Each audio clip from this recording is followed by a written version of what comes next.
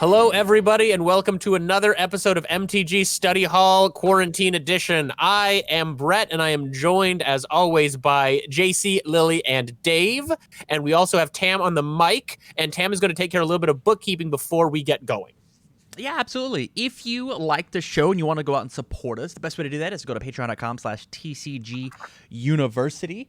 Sub out there at any of the levels, get access to all the podcasts that we do here live as we record them, be in the chat like so many of you are at home. But if you don't have any bucks to toss, that's totally chill. You can go out to Facebook, YouTube, Twitch, iTunes, and get all of our cool content that way. Big shout out to our Patreon sponsors, though. We have Addy, Andrew Dang, Anthony Albino, Basic, Bryce Rasak, Chris Miner, Clay Cardwells, Jacob Ershin Masur, Jay Rogers, Jarrett Hubbard, Jesse Morrison, John Stone, Justin Farce, Justin Hobbs, Kat Maria, Kevin Broberg, Kieran Vision, Lucinda Letica, Mala, Orlando Valdez Santos, Paul Casagrande, Peyton Kiker, Ransom MacArthur, Samantha Stevens, the baddest bitch around, Sean O'Brien, Teodoro Rees, and Talos APs. Thank you guys so very much. That this list keeps growing and growing and growing. It's so amazing.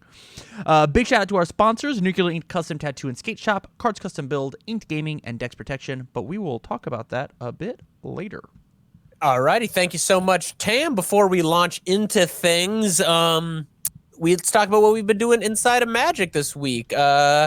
Dave, you're up first. I've been drafting because Standard's kind of not great. Core set? Yes. Okay. It's just been forcing black-white life gain almost every time. And it's gotten me to Diamond, so that's kind of cool. I haven't done that yet. I don't know if it was like a question of me just not playing well enough. I mean, that's not being good. It could go either way. But yeah, if y'all are drafting at a table, black-white life gain's usually open. Just go for it. There are plenty of payoff cards, and even if you don't get payoff cards, you still get to have creatures that are fairly decent sized, and it buys you a bunch of time to just aggro them out. Yeah, good. Lifelink seems pretty good and limited, particularly when there's a bunch of things. It's like, hey, get this back if you gain life. Put counters on this if you gain life. Yeah, the silver, whatever ghoul is pretty good. Yeah, I love that. That card is sweet. We were talking about that one in the pre-show, but it's almost always going to get you an extra card. It's always going to give you value in some way, shape, or form. I mean, 3/1 trades with a lot of bigger things too. Yeah, and even not. What are they're going to use a removal spell on it, so long as it's not like Fate's Fetters or shit. I can't. Something that might exile it. Then and if they Fate's if they Fate's Fetters, you're 3/1 for 3. I feel like you came out of that exchange. Yeah, okay. I mean, you're not going to be rebuying it. At least that does answer it. But yeah, are they going to captive sphere? I think it's the blue thing that taps something down. You can just stack it still. Yeah, that seems fine. Obviously, you can stack it in response to the Fetters and still in deny the life gain. Yeah. So anyway, so black-white life gain, try it. Yeah. Okay. Or just black X anything. Both black and white seem very, very strong in this set in particular. There's a lot of good removal too. Oh yeah. And even the bad removal is still pretty good. Like there's the 5-mana white card that exiles a non-land permanent and gives whoever exiled the thing a 1/1. Right. Like, it's not great, but like I've won games on the back of that. I mean, it's any non-land permanent removal. Like, yeah. I also like to see that effect as not a zombie effect. Usually, I feel like you see that kind of thing in black, where you kill something and then you get it back as like a skeleton or zombie or something. No, it's. I like white getting unique removal like that. That Netio Duder and such. Oh, go ahead, Lily. Oh, they get the creature in this spell we're talking but it's like an investigate. The idea is you do something and then a 1/1 soldier shows up to figure out who exiled that thing. It's fun flavor. I agree, JC. I like that. I like them changing that up. So, all right, and JC, what have you been doing in Magic this past week? Oh, not too much. Lily actually asked me to pick out some art and do some art direction for her set that she's coming out with, so I've been thinking about good ways to accomplish that and highlight some artists and such. So that has been that. Okay, alrighty. And then Lily, what have you been doing? Me and going over just like little tweaks to my stuff before I try to like figure out how to get it onto Cockatrice. so Okay. you can actually like play limited with it and shit. So No, I'm looking for, and like getting art on Cockatrice sounds really appealing because playing Magic without art is going to be hard for my brain. So it's really cool that we can stick some pre-made art on there. I'm excited to give that a go on Cockatrice. I've also never played Cockatrice, so or a custom set. or a custom set. So yeah, this will be a learning experience. Excited to try out Cockatrice. We'll be sure to let you know how it goes because Yeah. sounds cool. Definitely takes me back. I don't know, do And, people not play Apprentice anymore? Or you Oh just- no, that's been discontinued. I think. I played the heck out. I used that like way back when. back in high school. Yeah, basically, like, oh god, I forgot that was what it was called. Like, I remember. We'll talk about it later, Tim. Okay. Post show. Okay. And as for me, a little bit of Commander. I have played some Jumpstart on Arena, which is a lot of fun. I've been pretty busy though. And come here, sweetie. So this is not Magic related, but y'all can stuff it. So not that much time for Magic because this is Riker. This is Commander William T. Riker of the USS Enterprise. He's new here, and he's very sleepy right now because he was napping in his little pen next to me. But yeah, this is my new puppy, and he's wonderful. Yeah. So my life has been mostly puppy-related activities, and if he's gonna fall asleep in my arms, we can just leave him here. But yeah, that's Riker, and so that's been my most of my life at the moment. But yeah, so that's me, and we're gonna actually start talking about. I'll stop talking about how cute my dog is, even though it's very cute. And we're gonna start talking about the show. And so, I was gonna do a whole joke about where we pick our favorite goat from Magic, but I don't know how well that's gonna land. So we're gonna be talking about the greatest set of all time, not our favorite goats from Magic. I mean, Changeling Colossus. Technically, I feel like Or Chameleon Colossus, excuse me. Man, Chameleon Colossus is just like so high up there too. Like it's almost any time that you bring up your favorite this creature type, Chameleon Colossus is in the running. That's a pretty fair Magic card. That is a lot of words on it. Such a cop-out answer. Mirror entity. Well, I mean, Trading Post isn't a correct answer. That's true. But I feel like that one should count though, since that. But it counts less than Chameleon Colossus. Which You're technically correct. I have to call That's kind of correct. But so we're not talking about just goats unless your favorite set involves goats. But we're going to be talking about. So when we pitched this, there was kind of there's the question of what's your favorite set, but then there's what is the best set of all time. And so I think the place is to start there, and let's just go around. What do you think the best set of all time is, Lily? Oh my, you cannot start with me. In what context? Oh, you get to greatest. take that though. Oh. Okay, so Do you mean like you could look at it from a perspective of design wise, like what is the best one? Like what's the best well-designed set out there? You know, what's the best like flavor set? What's the answer that I'm going to give, which is the one that's the most degenerate? Which one do they fuck up the most? okay, so I think for me, I think my best set, right, was one where a lot of innovation was done, where a lot of previous ways of addressing the game were sort of thrown out the window for the sake of interesting design. And it definitely backfired in a lot of ways. And that was original Mirrodin block. Bold choice. Okay. So, I mean, you gave a little bit of a summary there. So, and block is fine. It's because it's hard to say like Fifth Dawn. So, So like it's a whole thing, right? Like so, I would consider with the new Ravnicas, for example, I would consider those three sets one set.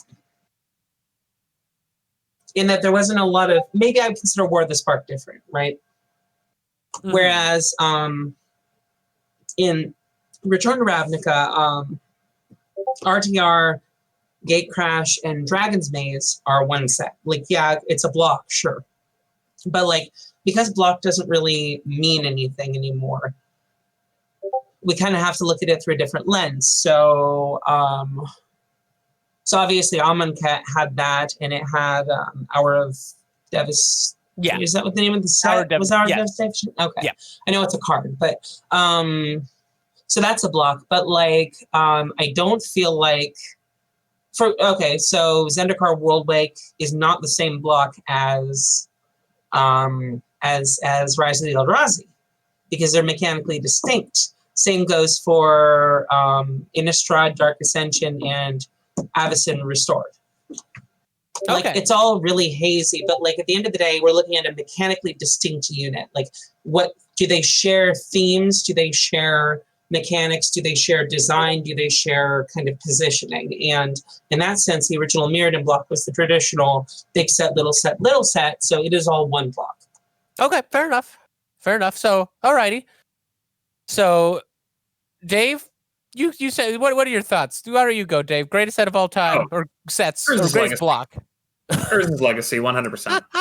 Okay. Like, and I'm gonna elaborate a little bit on that. Obviously, I'm more We're elaborating. And I remember when Legacy came out and all the mistakes that they had made in Legacy, and a lot of the mistakes they built on from Saga, where Tolarian Academy and Gaia's Cradle, Sarah's Sanctum are the three that come to mind, but those are all Saga. But then after the miserable experience people had playing Saga and how degenerate that format was, and all these combo decks that came about, mainly just the big one with Tolarian Academy and Time Spiral, we went into Legacy, Urza's Legacy, and we got a lot of cards that haven't actually gotten banned in Legacy. They're still legal. In some cases, they've been unbanned. Like, we've got Grim Monolith, which is a fine card in Legacy in the right decks. I believe that's still fine in EDH Commander as well, and it's staple in a lot of those kinds of decks. Yes. They're like the big mana decks, things like that. Especially in Legacy too. And to some extent, I'm sure that you'd want to play Grim Monolith in Vintage. I couldn't tell you, I haven't played a lot of Vintage. But there were a lot of other things with Legacy too, as far as like the power level goes. You still had, like, Memory Jar is one that comes to mind too. Memory Jar, I believe, was legal in exactly one competitive tournament. And then WotC went, we're not doing this shit again. That card's banned. Get that card the fuck out of this. No, you don't get to play that card. Well, why not? No, we shouldn't have printed it. We were dumb. Sorry, everyone. So Memory Jar got banned. And for those that don't know, it's a 5-mana artifact.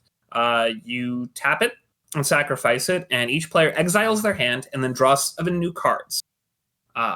And then, at the end of the turn, each player discards their hand and then puts their former hand back in their hand.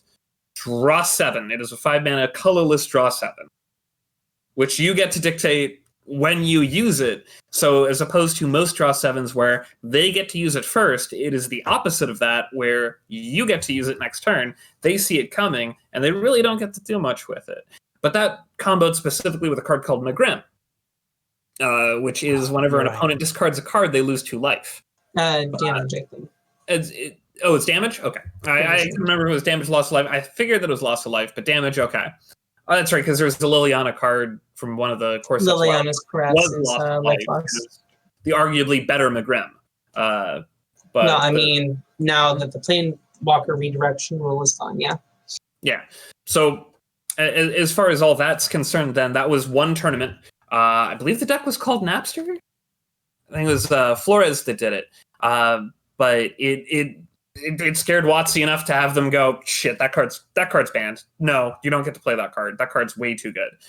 We had a lot of other cards too, like About Face, which at first glance isn't all that great, but if I remember right, About Face is still used in some Pauper combo decks, where that changes power and toughness for a creature. So you have like Tireless Tribe or something like that. You attack with it. You discard most of your hand to Tireless Tribe to make it a 1/20 or something like that. About Face kill you, which, you know, some good old fair magic, certainly. Karmatic Guide was a card. Like, even like Raven Familiar. Like, I was pulling up a list of what cards were legal on this. Like, even Raven Familiar is a fine card too. Like, you get to look at the top 3 cards of your library, put one in your hand, rest on the bottom, and it comboed very, very nicely when I tried to play Aloran, despite the fact that I'm not even close to smart enough to play that deck. Ooh, Raven Familiar, I forgot. It got reprinted in a recent Commander. Yeah, it was. I mean, it's not an overly powerful card, but it's a pretty sweet card. It's a weird niche card that certain decks, like specifically Aloran, wanted to play that card. Even Rancor, that card's seen a couple of reprints, and Rancor is nuts.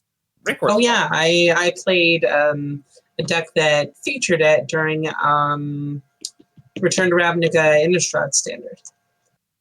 Because it was in that core set, whatever number that was. Right. That was my green blue. I'm gonna rapid hybridization, the Young Wolf. That was the whole deck. We're Stranglerid guys. I'm just gonna get in there quick with big creatures and turn shit turn sideways. 4 and you're dead.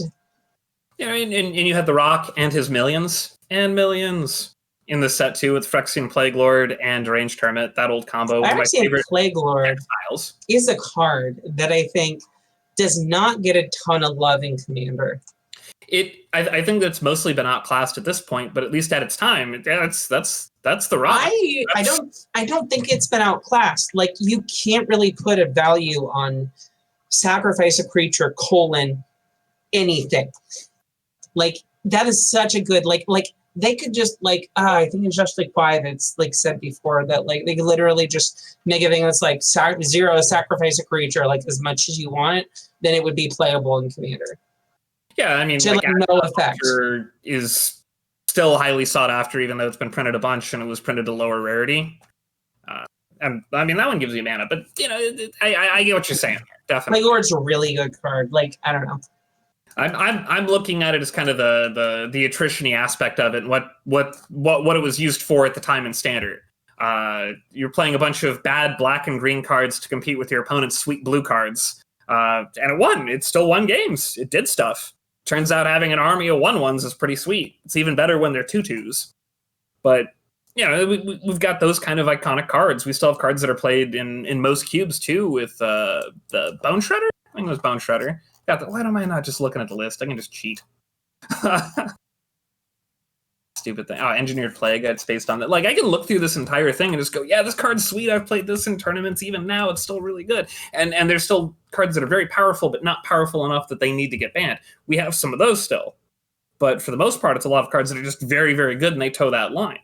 Now, one of the other things that I loved about Legacy in particular was that that was the first set you had foils. And when I say the first set you had foils, that was the first set that they intentionally put foils in the set, not like Exodus where you had your foil cities of traders that are still. I don't even want to look at how much that is. I don't want to know. Oh, was that when they had the weird ass the star shooting on them? star? Hell yeah! It was like, I remember when those came out too. Like, anything that was foil was people wanted because it was still a new thing. It was this new cool thing that existed. And even if it was bad, people wanted it. You know, you want your foil lava axe.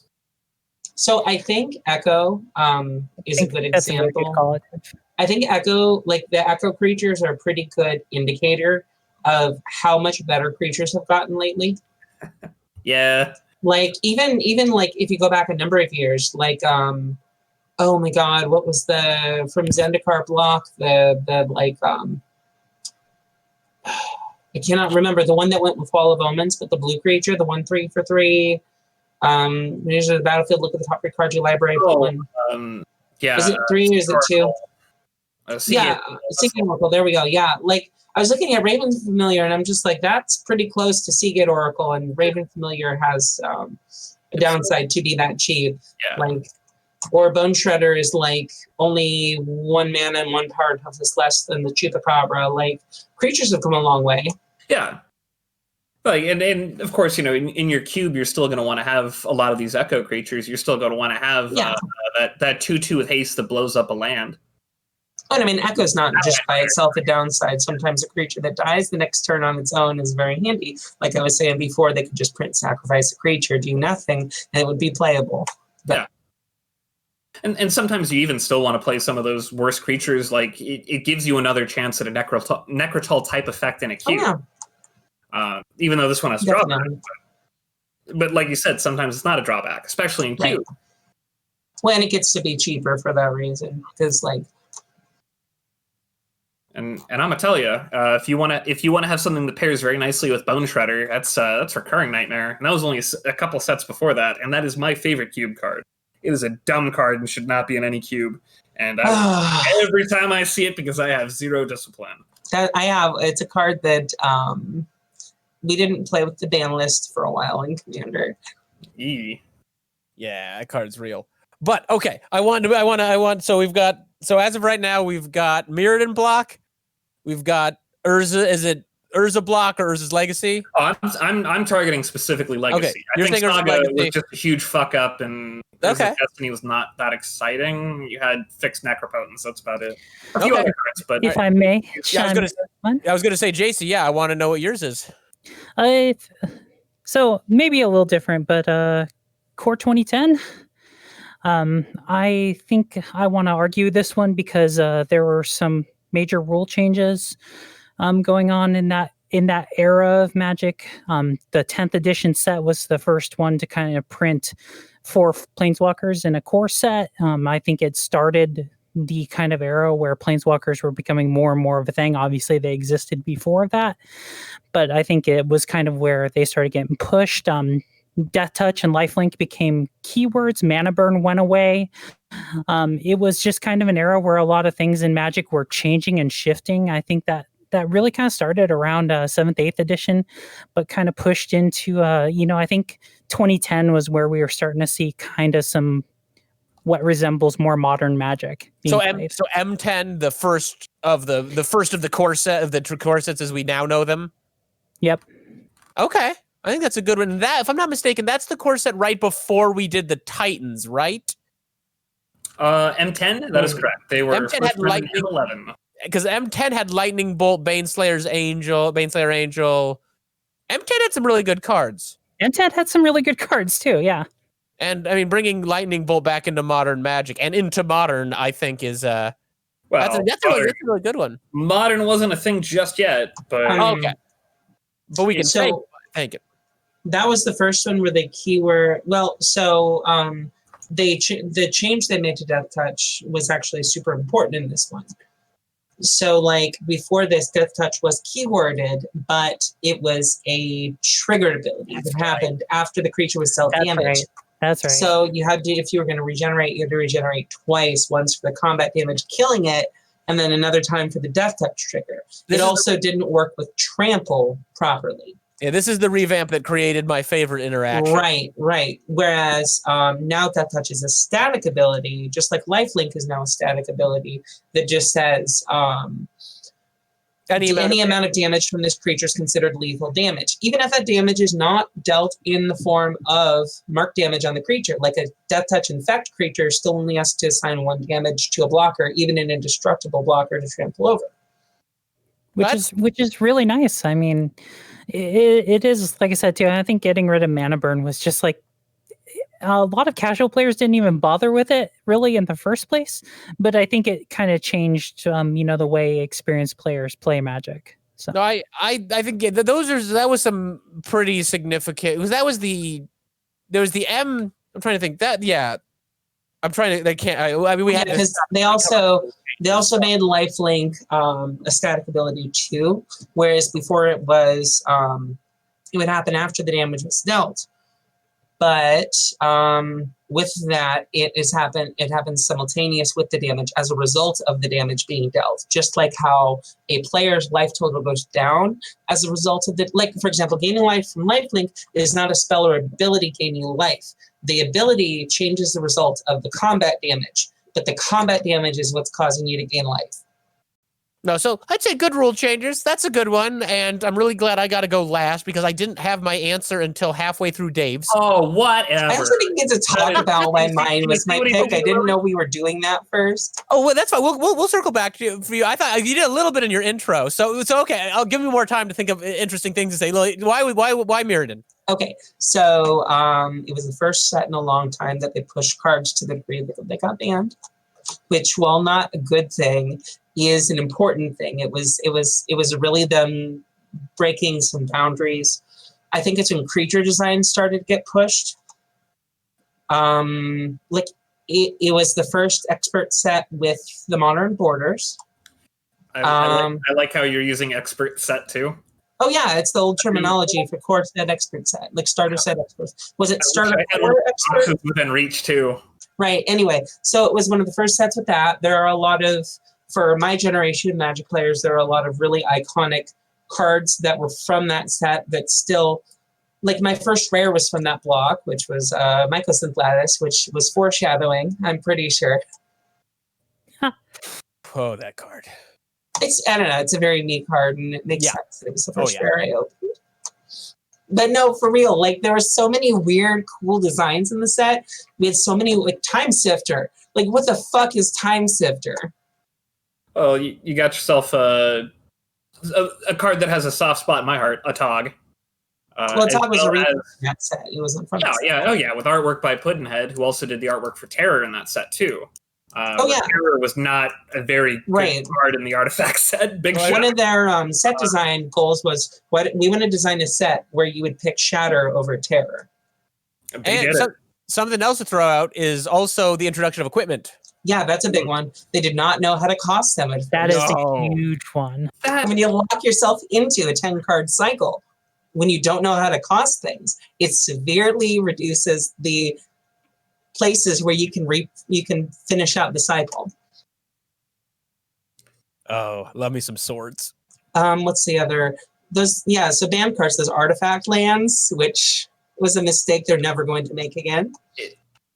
For our viewers, I'll harass Tam into putting this in the show notes as well. But the design notes for Mirrodin are hilarious. With the gift of hindsight, they are hilarious. Skull Clamp, they made better by making worse at the last minute, and it was, I think, banned before it became tournament legal.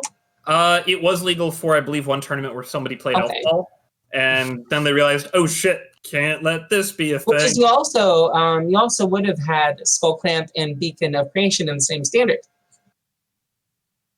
Oh man, that was a good sign. That because the beacons are all like the beacons. A handful of them still see Commander play. No, there's a lot of really and that's also very much the line for me because I started playing right around Kamigawa, but like Mirrodin was obviously still in circulation.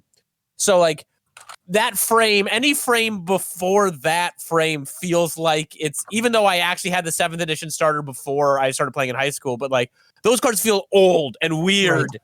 And Mirrodin cards feel like modern cards. And like that's the thing when people talk about how old cards from Mirrodin Kamigawa are, it's like, but no, they look like my normal cards mostly, and like it's fine. The artifacts aren't brown; they're silver. The I'm glad mana you symbol, mentioned 7th edition there too, because like the fancy 7 and oh yeah, Thorn Elemental, hell yes. So the mana symbol Thorn in Elemental. the mana symbol in text boxes from Mirrodin is not colored. Yes, that is still weird. I was Kat was flipping through my Mirrodin box and was like pulling out like there's a lot of really expensive cards that are just in my Mirrodin box. Oh, yeah. But it's like, yeah, they look weird if you hold up the Modern Masters or the Modern Horizons mana rocks. I'm totally blanking on which cycle. The talismans? The talismans, because the allied talismans mana symbols aren't colored because they're from Mirrodin. And right. Engineered explosives, it's in Python. So Sunburst was a super freaking cool mechanic that I feel like I don't know, I feel like it was just not ever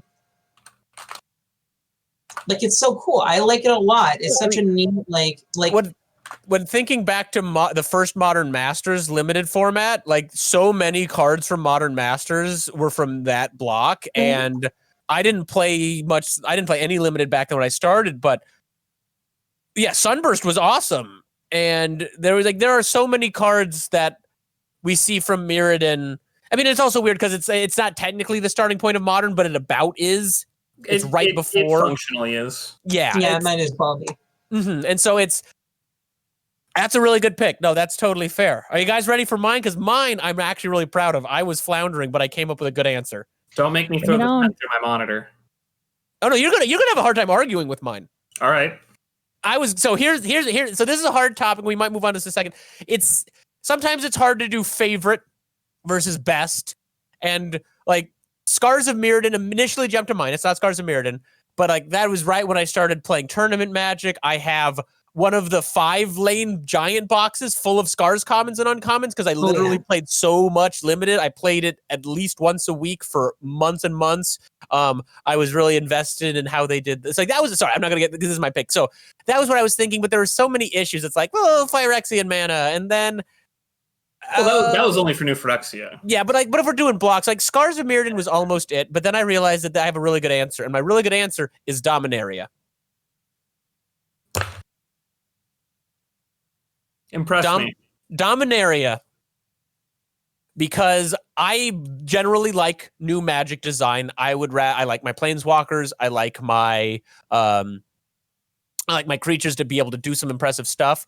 I feel like Dominaria takes so much good from old Magic, and there were so many great call-outs, but then we also had so many inviting things to new players. So we managed to pull off a legendary theme. There was a ton of sweet new uncommon legendary creatures. Playing Dominaria Limited was incredible. We had awesome removal. There were so many things to build around. Those uncommon legendaries showed up so much that you like. Sometimes you don't get to really feel like you when you're so like, for example, like playing Ikoria. There's a couple legends mythic legends or rare legends I've gotten like once. So like I got Riel, the blue-red spell person once. And that was cool. And like that was one of my favorite Ikoria runs I did. That deck was awesome. But she's a mythic. I only saw her in limited that once. I saw the weird 1/3 for 2 guy a couple times with Death Touch who puts the bounty counters on, and he was cool, but he was a mythic. But I drafted so much Dominaria, and this is also right when Arena was coming into the forefront. I think it was in the open beta, was during Dominaria. So I basically got to double buy my money, because any money you put into Arena in the open beta, you didn't get to keep your cards, but they'd give you all your gems back when it finally released. So I put a lot of gems into it. I played a ton of that limited format.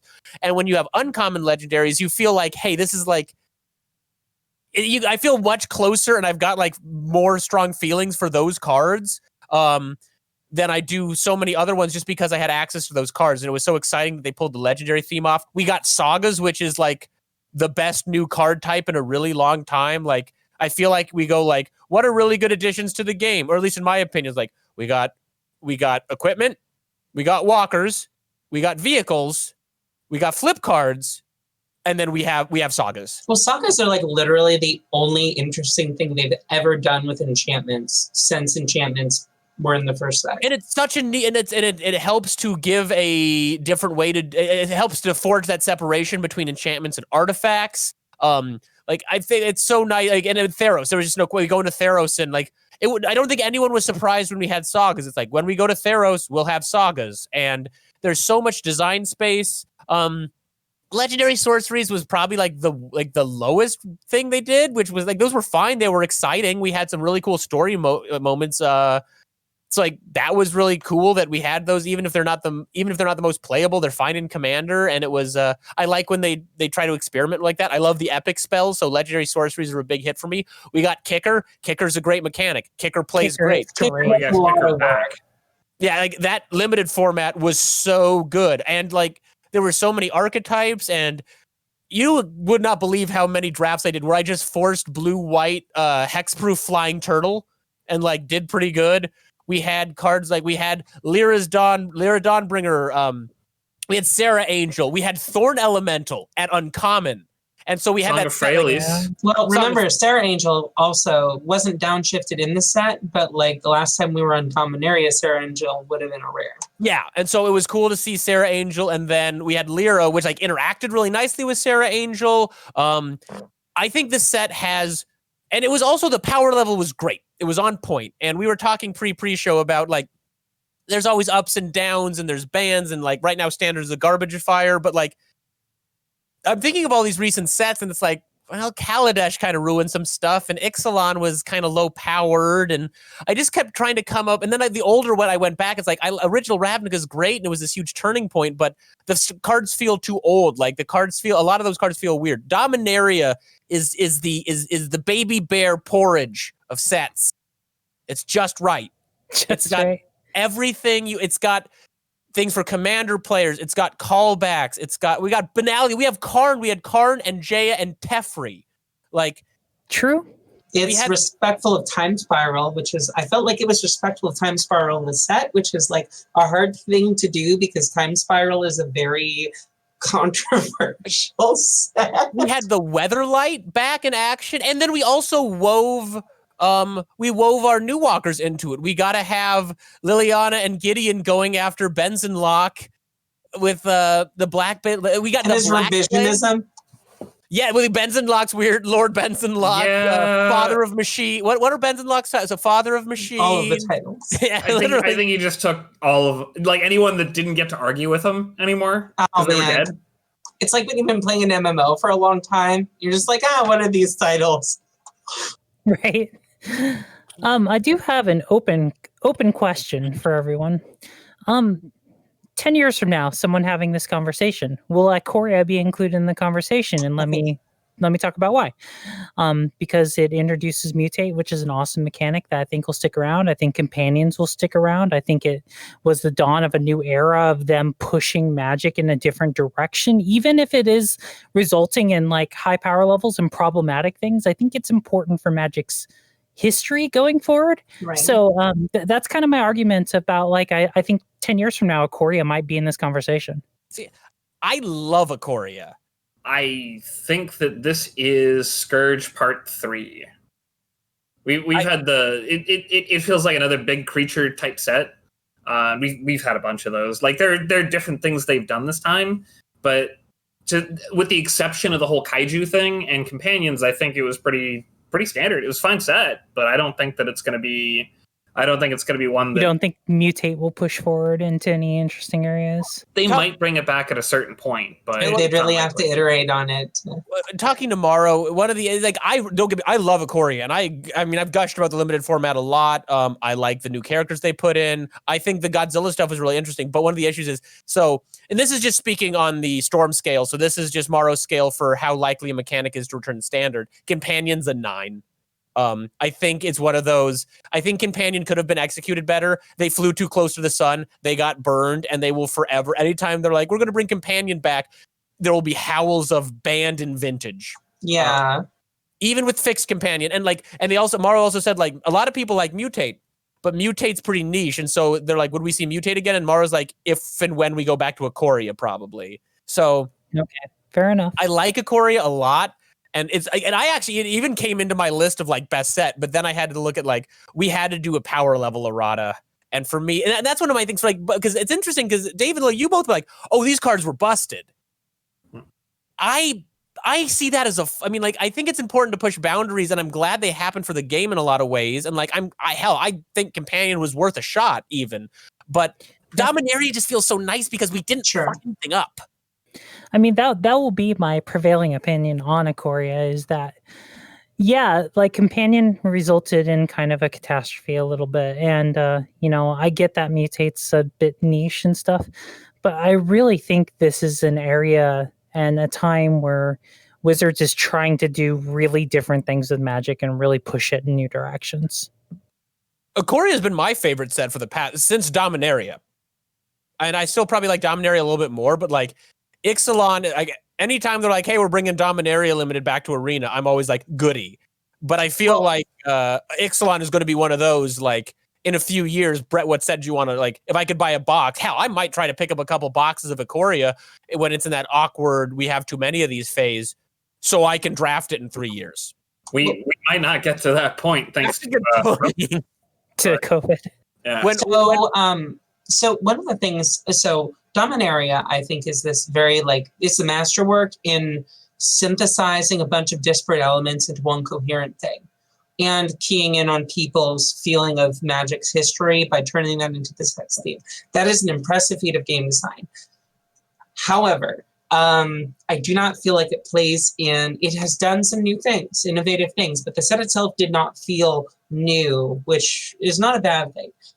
One of the reasons that I feel very strongly about Mirrodin is because it was way more different than any other set that came before it. Like, it is the closest we're ever going to get to science fiction. It is alien. It is such a weird world. It doesn't look like we expected Artifact World 2 before that. And this is one of those weird things where we're talking on the greatest, and it's weird and it's hard to say. But I think everything you're saying is accurate.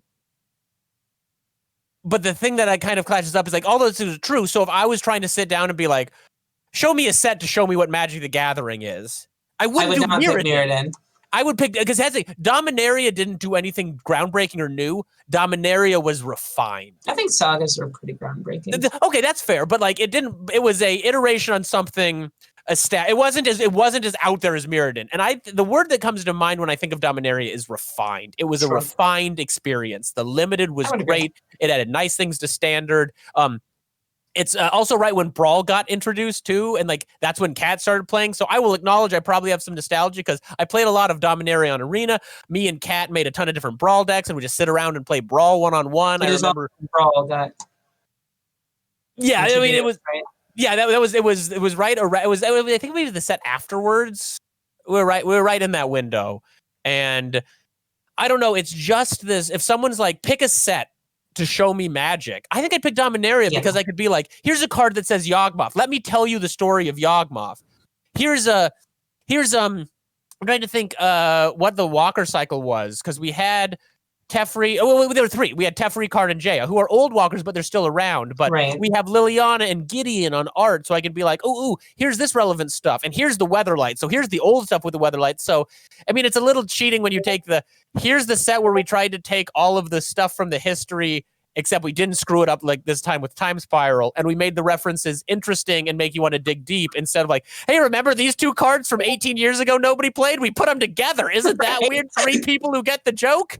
So I will say, I think one of the reasons Mirrodin is important for me is because it was the first set that was out when I started playing. And I think it says a lot about how I went into Magic, that the first 2 sets that I went into were the most different from any set was Mirrodin Kamigawa. Like, those are so different than anything like creatively that had come before them. Like, I had no frame of reference, like no point of reference for the game, because then it was because we went those 2, and then we had Time Spiral, which was all about that, and I'm just like, this is really weird and complicated. I love it, and it was not until I'd been playing for a couple of years until I fell in love with the old game. No, and that's an interesting point, and yeah, there was not really, and now we return to our regularly scheduled programming for a while after Mirrodin. And Dave, I do want to ask: did my argument? Did I? Fuck. Did my argument earn a not pen throw for Dominaria? I tossed it. I didn't throw it. It's just right here by my camera. I didn't chuck it through my monitor, so you didn't make me angry. Okay. We'll take that. Does anyone have any final wrap-up thoughts before we move on from this? Original Ravnica is like my honorable mentions. Yeah, that's like I didn't. Unpopular opinion time. I didn't like Ravnica for limited in particular. I wasn't a huge fan of a lot of cards that it introduced for standard either. But like, I mean, I understand why people liked it, but I didn't. I think to kind of touch on that a little bit, I think drafting 10 2-color pairs in a 3-pack limited environment is a nightmare. Yeah, I'm glad I didn't play limited back when that was in limited. I like that when they went back to Ravnica both times, they had isolated limited environments.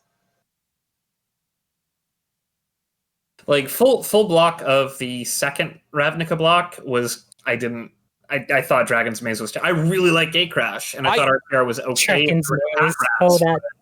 I almost was tempted to pick Return to Ravnica, but then I'm like, oh, Dragon's Maze is like a big pile of vomit.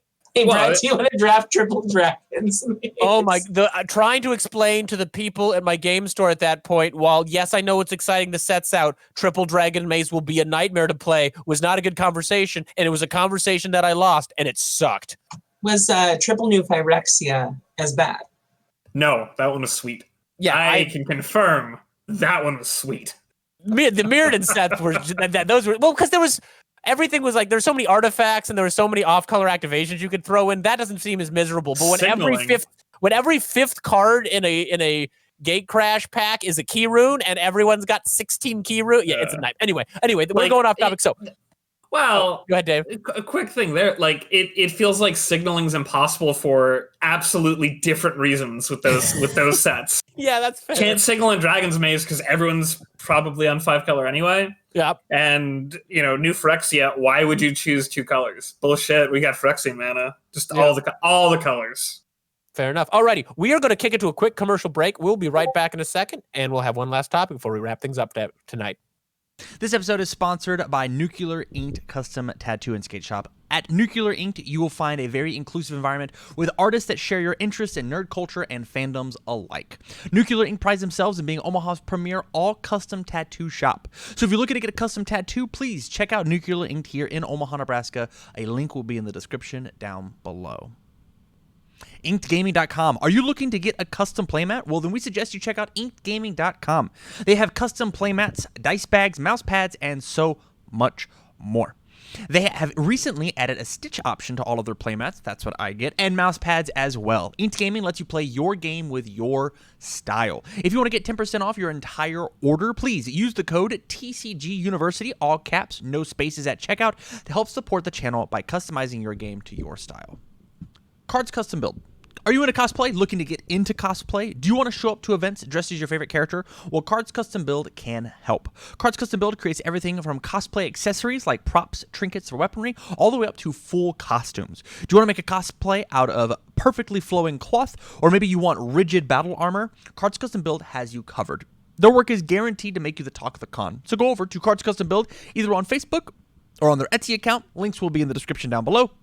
And make sure you mention that TCG University sent you there, and you'll get 5% off of your entire order. And Dex Protection. Dex Protection is on a never-ending pursuit to create the highest quality storage and protection accessories. Their design and innovation comes from die-hard gamers and collectors just like you. So they know what you want in the products that you buy. They're constantly taking in feedback from their customers, and they have no plans on stopping their innovations or their drive to refine their products until they're recognized as a leader in their industry. They make terrific products, well, all with the avid gamer and collector in mind. So go ahead and check them out. A link will be in the description down below. And with that, let's get back to the show.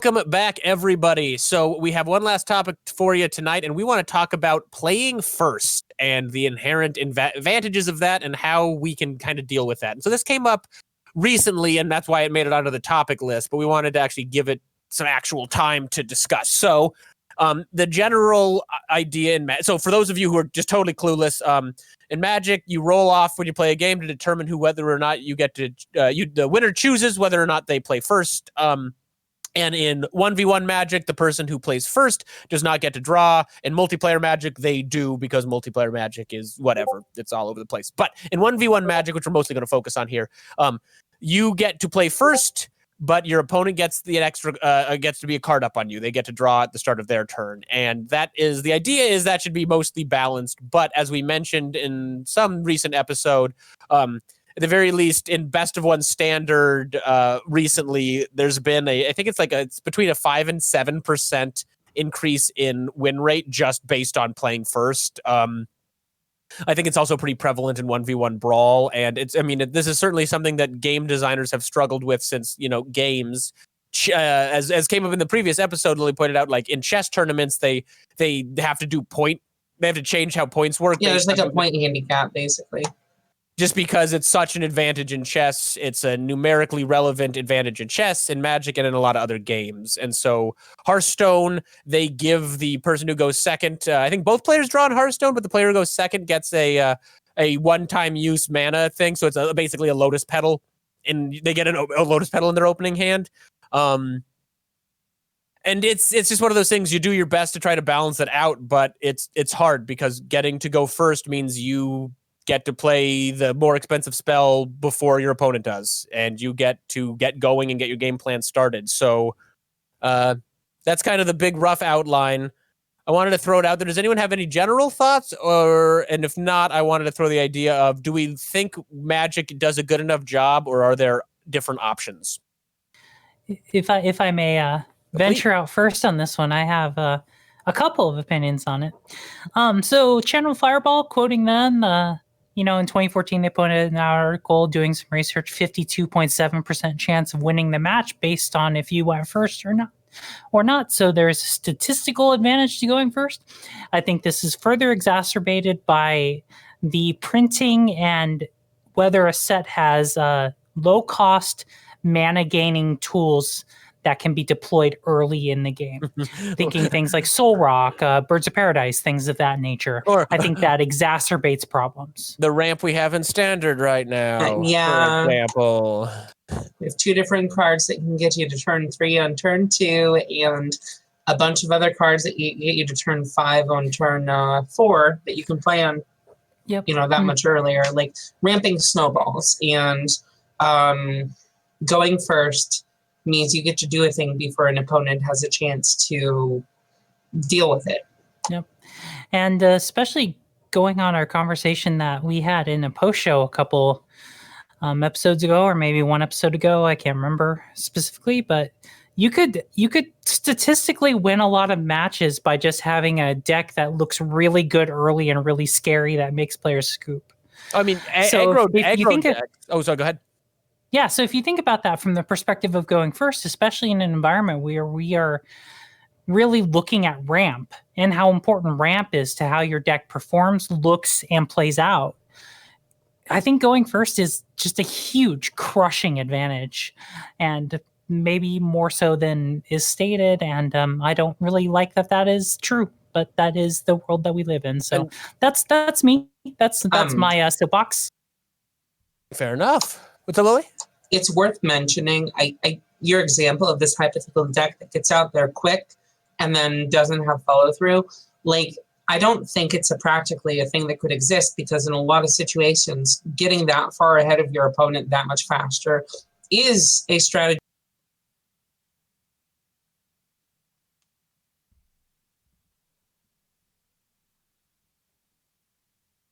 When 2 aggro decks are playing, a lot of time it's the coin flip. Like, as someone who plays a lot of mono red, it'll be like, oh, I'm playing the mono red mirror and I went second.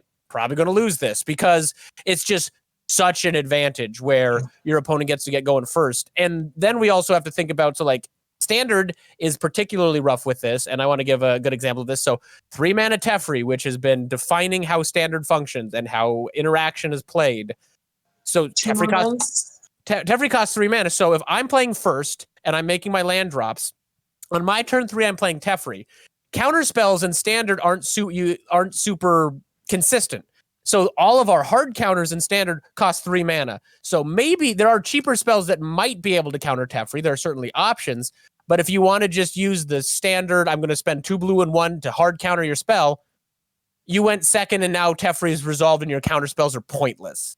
And so I feel like you can really exacerbate now, like in Modern or other for Legacy, where we have free spells and much cheaper removal, going second, we can potentially interact with our cheaper effective spells. But in Standard, if answers are stuck around 3 mana and we go second, we don't have good answers to our opponent's 3 drops, which Teferi is a card that could absolutely run away with the game because they stuck it on 3. And so, Or two. Oh. And so it's just one of those really tricky things where it's going to be hard to balance your game. Just going first is just this advantage, but then it's exacerbated when you say we're going to put hard caps on how we're going to cost our answers and our threats, and it leads to a tricky place where, and I pull that 5 to 7% number out. If I'm remembering correctly, that's what it is. I'm very curious if the current Standard going first matters more because of how things are priced right now. I wouldn't be surprised, but I don't want to say that's the gospel truth because I didn't do any research on It's this. also probably going to matter more at different tiers, basically. And like skill tier, or what do you mean exactly by tier. that? Not just skill tier, but like deck power. But that whole dynamic, the whole playing a better deck as a better player. I don't think like people with lower power decks or newer players can capitalize on going first as easily or as well as experienced players piloting better decks. Okay, and that like every difference in power level, it's exaggerated as you skew towards the high end of the bell curve. Okay, no, I mean, and that would make, and that would also, and particularly when we're paying attention to like tournament win rates, so that's where it's going to really come in, where Right. the better you are, the more you can take advantage of that couple percentage you might be granted by going first or second. Dave, do you have any thoughts in general, or is there anything you'd think, like, would you rather see the system change, or do you think we've got a pretty workable one? Well, in almost every instance, playing first has just been strictly better. It's just what you want to do. I've heard people try and make arguments for, well, you get an extra card if you go second. That's normally not good. I think there was one example of a format where you wanted to go second, and that was Shadowmoor Limited.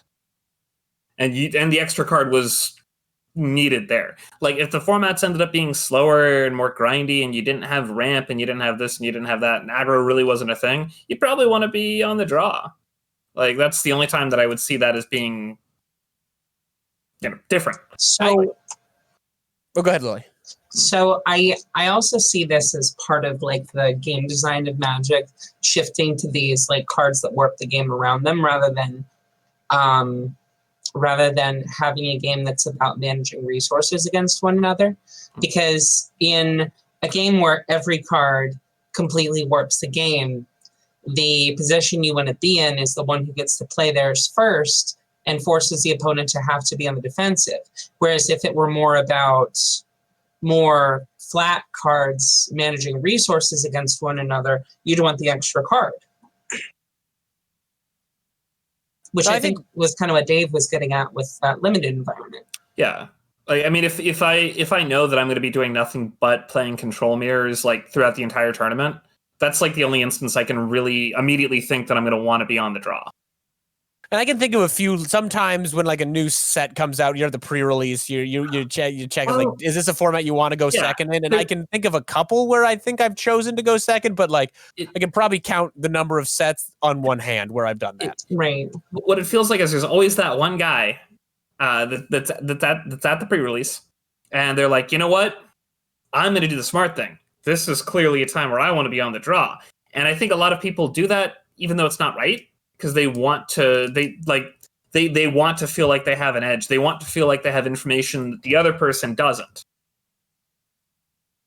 Mm-hmm. No, not to call you out, Brett. But no, No, I know, and I've and sometimes there's like, I read on Reddit that somebody said I should do this, but it's one of those things that's tricky and it's hard. But the safe bet is to play first. If you can play first, play first. I think I would always say, like, if you have mastered a format and you're sure of this and you can sit down and give me arguments why, sure. But like, if you're like me and you're just going to pre-release, you're just sitting down, try to play first, just play first because it's probably better. And on the off chance it isn't,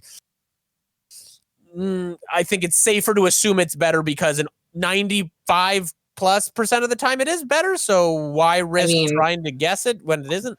Even if it's like objectively worse, it's still like you still have the tempo advantage, which I feel like in a lot of situations, the tempo advantage is a little easier to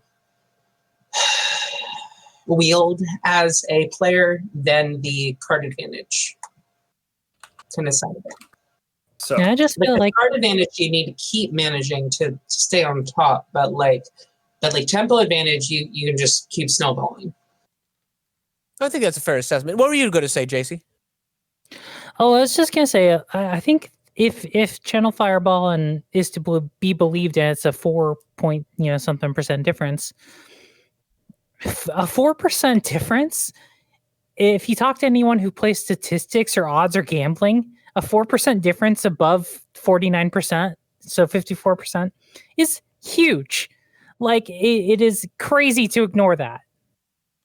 Oh, and absolutely. And I think we talked about this a little bit. It's somewhat fixed by playing best 2 out of 3. You still losing out on that first one sucks, but you have if you get steamrolled because of it, you at least have a chance. And we live in mostly best of 1 arena world now, or at least I do. I don't play much traditional. And yeah, it's weird that we have to be in a place where instead of having the system in place to, there's a number % difference, but they're upside. By the time you talk about sideboards and best 2 out of 3, then you can kind of maybe start smoothing that number out. But I'm not playing with sideboards or 2 out of 3 most of the time on arena, which kind of makes the problem more of a problem. Does 2 out of 3 really mitigate that? I think to a degree. But so let's say it is a severe advantage, right? So you win your first, like the coin flip determines the first game. Yeah. Okay. And then because the winner of that or the loser of that is picking on the second game, they're going to pick to go first. So they win the second game. So really what it comes down to is it's still whoever won the coin flip on the third game. But just instead of the first game. But then you bring in sideboards. and that's going to start skewing the numbers up. Sure. And also, if there is a few percentage points difference, the more games you play, the more you'll smooth it out. I mean, that's why some pro tours play best 3 out of 5. That's true. I mean, it's just a reality. Somebody's got to go first because our game takes turns. Somebody's got to. So I feel like playing multiple games and having sideboards is just kind of the world where you go, there is no perfect way to do this, but this is the way we can get the numbers the lowest. So I have thought of the outlier. I have thought of the instance where you always want to be on the draw as far as Magic is concerned. Okay, what is it? That's if either yourself or your opponent is playing Manaless Dredge in Legacy. Oh, yep, okay. So it took me a little bit. So for those that may not know, on the viewer side, if you're playing Manaless Dredge, there's nothing that you want to be on the draw because your idea is you want to go to 8 cards and discard a card, specifically a Dredger. And if you figure out your opponent's on Manaless Dredge, you want to be on the draw because your opponent is going to keep whatever 7-card hand, and now they have to wait until their second turn to actually start doing things. So if you choose the draw, you are on both the play and the draw, which is sweet. To be but fair, that's good because you're on the play. Yeah, you're on the play and the draw. But it's not good. You make them be on the play. So they look at their 7-card hand. They have to say if they're going to keep their hand, and they do. They're always going to do that. And then they get to look at their 7-card hand and go. Okay, but like, the thing that's so good about that is being on the play, not being on the draw. Yeah, like well, you want to be on the you take the draw on that die roll. I understand, but what David's saying, like the reason it's good is because practically you're still on the play. Yeah, no, I mean, it's good because of your extra card. It's good because you're still going before they can do anything. Now here's the other side to that. When the opponent on Manaless Dredge is choosing the draw, you're still on the play. So you're always on the play against Manaless Dredge. Which is why it's not the best version of Dredge in any format. Now keep in mind, when you're playing Manaless Dredge, you have to make the decision. You have to choose to let your opponent go first. Right. Like just in any instance, you have to let them go first. Right. But it's not like that's like a mechanical like that. Okay, so I don't agree that that's an actual answer to that question. Like that is a mechanical quirk of how that particular deck functions, not a tactical decision that you make playing the deck. It's when you realize what they're doing. Answer. When you realize what they're doing and you choose to be on the draw, I would argue that is tactical at that point. Yeah, I think that's fair. But like how in the first game?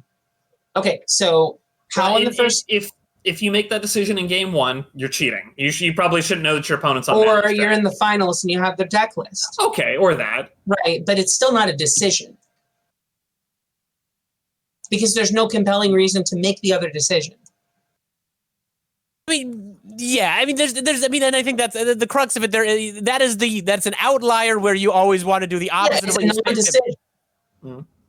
But I mean, which is I think comes to the point of we struggle with the reality of playing first is a hard thing to balance.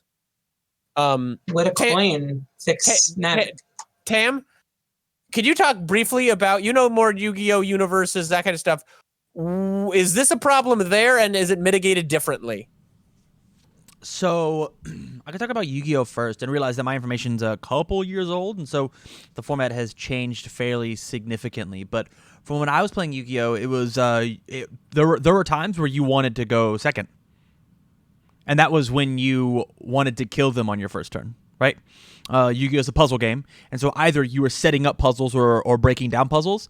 Currently, the deck that I have built for Yu-Gi-Oh, if I were to go and play in a tournament right now, is an exclusively go second deck. Because in Yu-Gi-Oh, you're on the play, or you're on the draw, excuse me, but you're also on the play because we don't have a mana cost.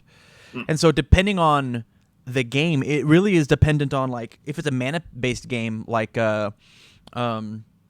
Magic, Hearthstone, whatever, it's all dependent on if you go second, you are always reactionary until you can flip the tempo in your favor, right? Until you can start being active.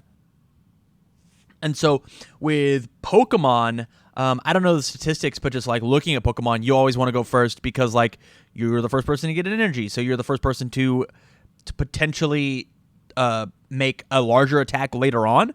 But like as the person going first, you don't get a cheap attack in first.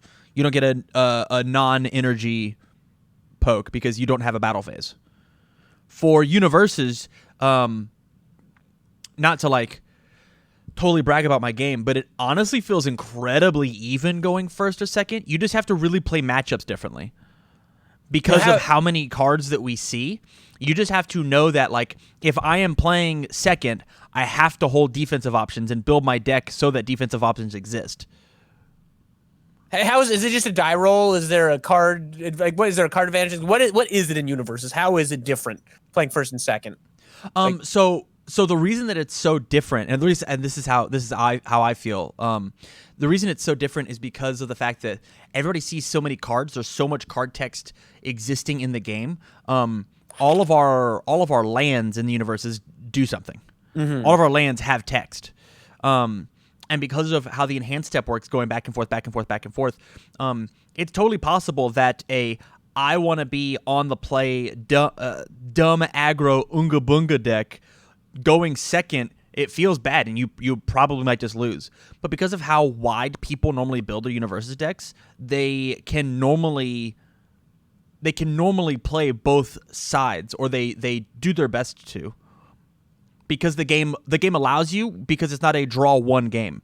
It's a potentially draw 7 game every turn. And so you can have those options.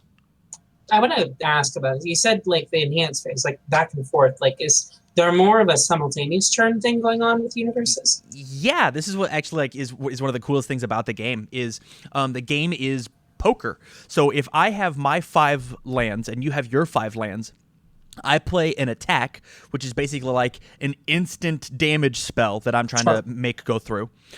We take turns going back, and I'm trying to make my attacks really cool and awesome by using enhances, and you make my attack bad by using enhances. So I'll enhance on one of my lands that says my punch attack will get +1 speed, making it harder for you to block with a card out of your hand.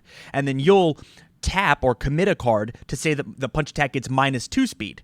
And so I didn't commit a card, but you did commit a card, but it got -1 speed overall. And we go back and forth playing those enhances until both of us simultaneously pass. So you could sit and play 8 enhances in a row, and I could go pass. But until we both say, I'll pass on my enhances, I'll pass on my enhances, then we go to block, then damage, and so on. Yep, Magic's priority system is a lot like that. But yeah. But we are incrementally making something happen. I'll commit and I'll draw an extra card. Mm-hmm. Your enhance. Oh, I'll flip this thing and put its damage back to printed. Okay, my enhance.